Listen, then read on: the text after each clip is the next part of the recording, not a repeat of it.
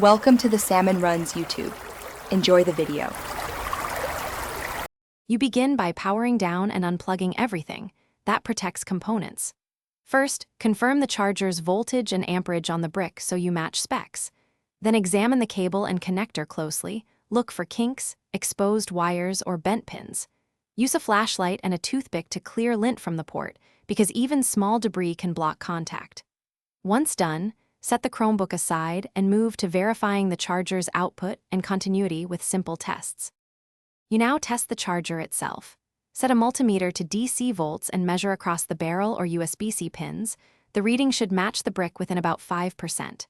If you don't have a meter, swap in a known good compatible charger to isolate whether the Chromebook or charger is at fault. While connected, gently wiggle the plug and observe any flicker in charging LEDs.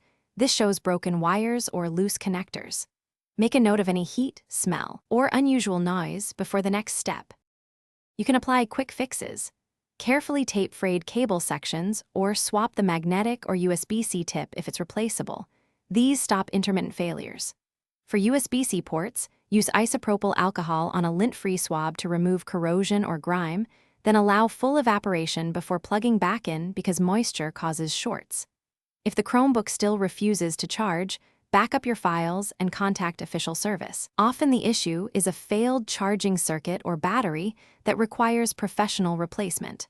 One troubleshooting tip: try an alternate known good charger first. Thanks for watching. Consider subscribing if we helped you.